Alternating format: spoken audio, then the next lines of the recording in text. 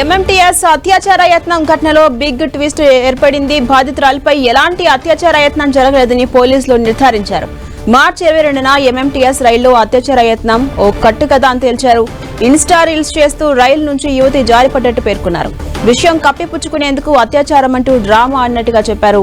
పోలీసులను యువతి తప్పుదోవ పట్టించడంతో దాదాపు 100 మంది అనుమానితులను ప్రశ్నించారు. 250 సీసీ కెమెరాల ఫుటేజ్లను జల్లెడ పట్టగా ఎలాంటి ఆధారాలు దొరకపోవడంతో గందరగోళం ఏర్పడింది. చివరకు విచారణలో యువతి అసలు నిజం ఒప్పుకోవడంతో ఆ విషయం బయటపడింది. లీగల్ ఒపీనియన్ తీసుకుని కేసును క్లోజ్ చేశారు రైల్వే పోలీసులు.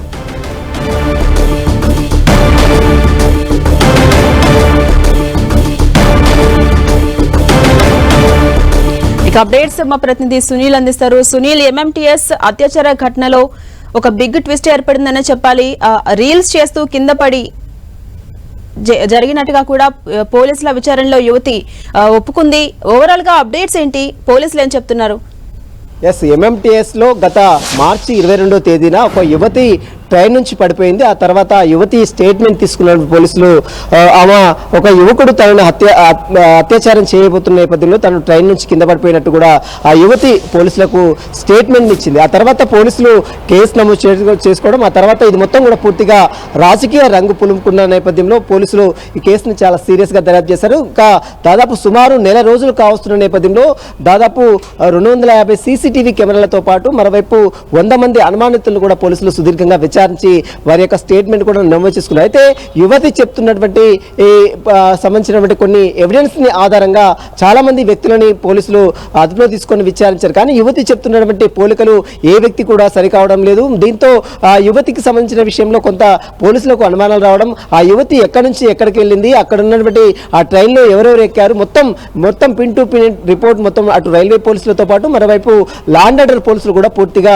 ఆధారాలు సేకరించారు. దీంతో పాటు కొన్ని ఎవిడెన్స్ కూడా అంటే టెక్నికల్ ఎవిడెన్స్ తో పాటు కొన్ని సైంటిఫిక్ ఎవిడెన్స్ కూడా కలెక్ట్ చేశారు. దీంతో ఆ యువతిపై అసలు అత్యాచారం జరగలేదని అటు హెల్త్ రిపోర్ట్ లో కూడా బయటపడడంతో అసలు పూర్తిగా అసలు ఏ విధంగా పడిందనే విషయంపై యువతిని అదుపులో తీసుకుని విచారించిన తర్వాత యువతి తాను రీల్స్ చేస్తూ మెట్లు జారి కింద పడిపోయినట్లు కూడా యువతి పోలీసుల కన్ఫెషనల్ స్టేట్మెంట్ లో ఒప్పుకున్నట్లు కూడా సమాచారం తెలిసింది. దీంతో కేసుని మొత్తం కూడా లీగల్ ఒపీనియన్ తీసుకుని రైల్వే పోలీసులు కేసుని క్లోజ్ చేశారు. మొత్తం మీద ఈ కేసులో చాలా వరకు పెద్ద ఎత్తున దుమారం రేపింది. రైల్వే స్టేషన్లో భద్రత లేదు, మొత్తం మీద రాష్ట్రంలో శాంతి భద్రతలు కరువాయంటూ కూడా వైపు ప్రధాన ప్రతిపక్ష పార్టీలు కూడా రాష్ట్ర ప్రభుత్వ తీరుపై దుమారం రేపిన తీరు కూడా మనం గతంలో చూసాం.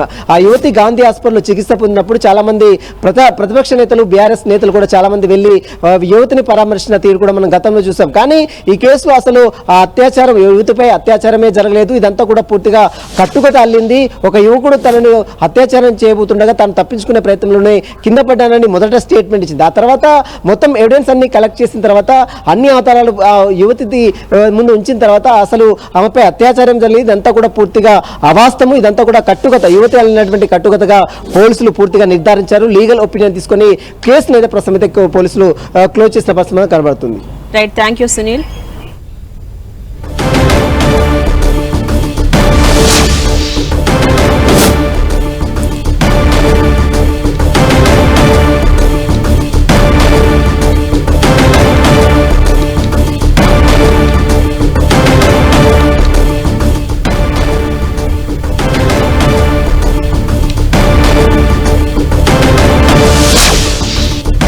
ఎంఎంటీఎస్ అత్యాచార యత్నం ఘటనలో బిగ్ ట్విస్ట్ చోటు చేసుకుంది. బాధితురాలపై ఎలాంటి అత్యాచార యత్నం జరగలేదని పోలీసులు నిర్ధారించారు.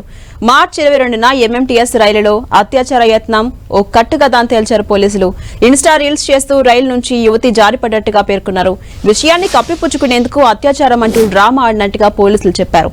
పోలీసులను యువతి తప్పుదోవ పట్టించడంతో దాదాపు 100 మంది అనుమానితులను ప్రశ్నించారు పోలీసులు. 250 సీసీ కెమెరాల ఫుటేజ్లను జల్లెడ పట్టినా ఎలాంటి ఆధారాలు దొరకపోవడంతో గందరగోళం ఏర్పడింది. చివరకు విచారణలో యువతి అసలు నిజం ఒప్పుకోవడంతో విషయం బయటపడింది. ఇక లీగల్ ఒపీనియన్ తీసుకుని కేసును క్లోజ్ చేశారు రైల్వే పోలీసులు.